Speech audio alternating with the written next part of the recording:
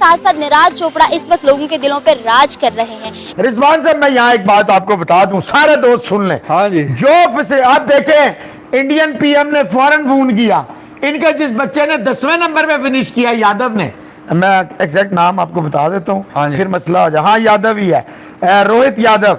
उससे पहले बात की है मोदी साहब ने, फिर नीरज से बात की है। भाईजान, यहाँ आपके सड़ जाते हैं, गल जाते हैं, भुन जाते हैं, कोई एक लफ्ज मुंह से इनके मुंह का इनके पता नहीं क्या हो जाता है, कोई एक लफ्ज नहीं बोलता। इंडिया को तो मैं एज ए पाकिस्तानी सिटीजन मैं कॉन्ग्रेचुलेट करना चाहूँगा, लेकिन ये है कि हम उनसे सीख सकते हैं बेहतर अंदाज में। नीरज जो ओलंपिक चैंपियन है, इसने 88.13 किया, और जो हमारा नदीम है उसने 86.16। वहाँ से नीरज चोपड़ा खेल रहे थे, जिन्होंने लोगों के दिलों पे भी राज करना शुरू कर दिया। इंडिया ने एक ट्राइबल वुमेन को अपना प्रेसिडेंट इलेक्ट कर लिया है।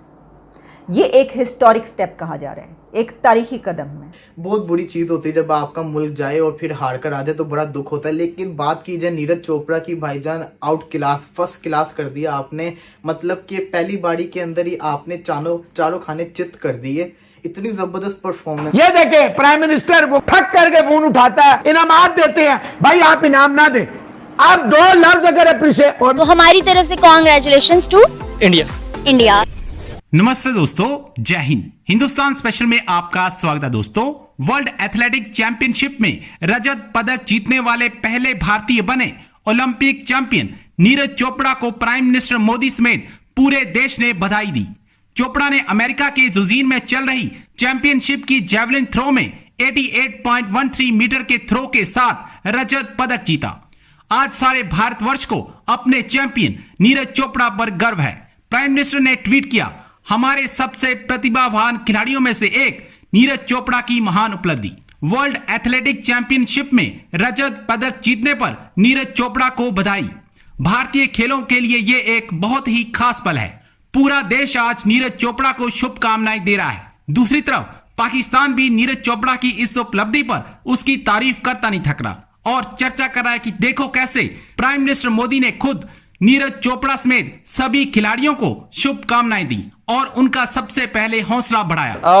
नीरज चोपड़ा दूसरे नंबर पे आए हैं और सिल्वर। काफी ये भी बहुत शानदार किस्म की काविश है उनकी।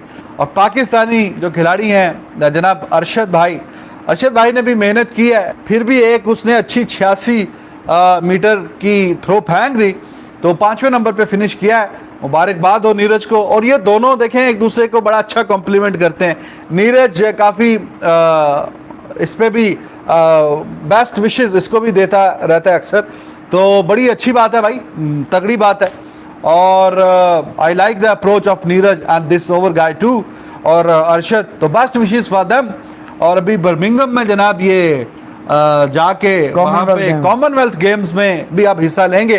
5-6 दिन के बाद उसका आगाज हो जाएगा, तो अब दोनों वहां पे जाएंगे, तो best wishes to both of. ये वर्ल्ड चैंपियन है, पीटर्स जो है इसने 90.54 किया। नीरज जो ओलंपिक चैंपियन है, इसने 88.13 किया, और जो हमारा नदीम है उसने 86.16, लेकिन उसको एल्बो इंजरी है। रिजवान साहब, मैं यहाँ एक बात आपको बता दूं, सारे दोस्त सुन लें। हाँ जी। आप देखें, इंडियन पीएम ने फौरन फोन किया, इनके जिस बच्चे ने 10वें नंबर पे फिनिश किया, यादव ने, मैं एग्जैक्ट नाम आपको बता देता हूँ, फिर मसला हो जाए। हाँ, यादव ही है, रोहित यादव। उससे पहले बात की है मोदी साहब ने, फिर नीरज से बात की है। भाईजान, यहाँ आपके सड़ जाते हैं, गल जाते हैं, भुन जाते हैं, कोई एक लफ्ज मुंह से इनके मुंह का इनके पता नहीं क्या हो जाता है, कोई एक लफ्ज नहीं बोलता। ये देखे, प्राइम मिनिस्टर वो वेला बैठा होता है, प्राइम मिनिस्टर किसी भी मुल्क का, ठक करके फोन उठाता है, ठक करके मिलता है, वीडियो लिंक से बात करता है, इनामात देते हैं। भाई आप इनाम ना दे, आप 2 लफ्ज अगर अप्रिशिएट। और मैं आपको बताऊं, अगर अरशद नदीम को, इनको जो ये बाकी हैं उससे चौथे हिस्से की फैसिलिटीज और उसको ट्रेनिंग मिल जाए, रिजवान हैदर वो भी पोडियम पे फिनिश कर सकता। मैं नहीं कहता वो गोल्ड जीत जाएगा, क्यों नहीं, मेहनत करे तो क्यों पोडियम फिनिश। अगर ये फैसिलिटीज दे तो पोडियम फिनिश क्या होती है? 1 2 3 कहने का मकसद है, आज आप 3 पे आए हैं, कल आप 2 पे आएंगे, फिर 1 पे आएंगे। भाई 5वें पे मुसलसल, ओलंपिक में भी 5वें पे, ये इतने बड़े प्रेस्टीजियस वर्ल्ड चैंपियनशिप में भी 5वें पे। तो कहने का मकसद ये है, आ सकता है अगर 25 100 रुपए की ना करें, बाकी तो दोस्त जो है, अब देखें नीरज पे कितनी ठीक है उसकी मेहनत है, लेकिन इन्वेस्टमेंट भी है ना। Absolutely. आप इसको थोड़ा सा करें बच्चे को, आप देखें ये क्या करता है।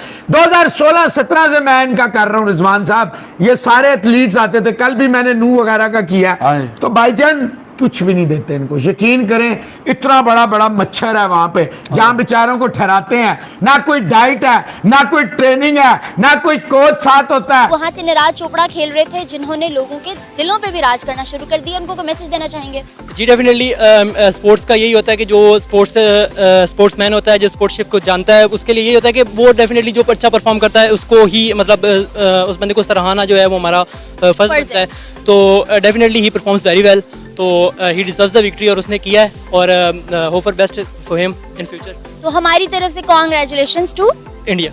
इंडिया। एज अ प्लेयर देखा जाए तो हमें बहुत खुशी है कि चलें एशियन बंदा जीता, एशियन प्लेयर टॉप पे आया, तो ये बात नहीं, हम हर किसी नहीं सोचते कि चले इंडियन जीत वो तो फिर कह सकते हैं ना मंगूर खट्टे हैं। जी वो अलग बात है, मगर पाकिस्तानी नासी एशियन तो जीता है, अब हम इंडिया को थोड़ी कह सकते हैं। जी ये बात है, जब हमारा मुकाबला ऑस्ट्रेलिया के साथ इंडिया का होता है, हम ऑब्वियसली कहते हैं कि चले इंडिया तो जीते या बांग्लादेश तो जीते, एशिया में तो आए इतना, ये बस अच्छी बात है, चलें जो भी जीता चले, पड़ोसी जीता अच्छी बात है। इंडिया को तो मैं एज ए पाकिस्तानी सिटीज़न मैं कॉन्ग्रेचुलेट करना चाहूँगा, लेकिन ये है कि हम उनसे सीख सकते हैं बेहतर अंदाज में, और अपनी जो हमारे स्पोर्ट्समैन हैं, जो हमारे नेशनल हीरोज़ हैं, उनसे यही कहना है कि नेवर गिव अप। इंडिया ने एक ट्राइबल वुमेन को अपना प्रेसिडेंट इलेक्ट कर लिया है। ये एक हिस्टोरिक स्टेप कहा जा रहा है, एक तारीखी कदम है, एक तारीखी स्टेप है। अगर आप ये समझ रहे हैं कि ये भारत की तारीख में पहली खातून सदर हैं तो गलत समझ रहे हैं, ऐसा नहीं है।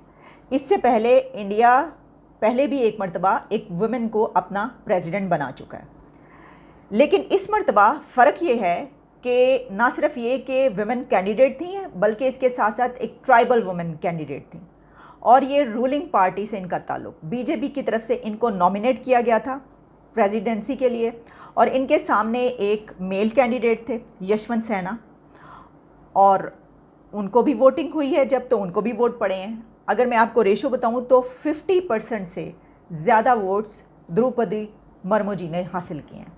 वैसे तो ये इससे कहीं ज़्यादा होने चाहिए थे, यानी मैं अपने, अगर आप मेरा पर्सनल ओपिनियन समझते हैं तो मैं समझती हूँ कि इसको 70-80% कम से कम होना चाहिए था कि जो एक ट्राइबल वुमेन को वोटिंग होती तो उनको इतने वोट मिलते। लेकिन ये क्या कम बड़ी बात है कि इतनी बड़ी इकॉनमी दुनिया की, और उसने ये फ़ैसला किया कि इस मर्तबा हम अपनी प्रेसिडेंट किसी मर्द को नहीं बनाएंगे, किसी मेल को नहीं बनाएंगे, हम एक खातून को बनाएंगे।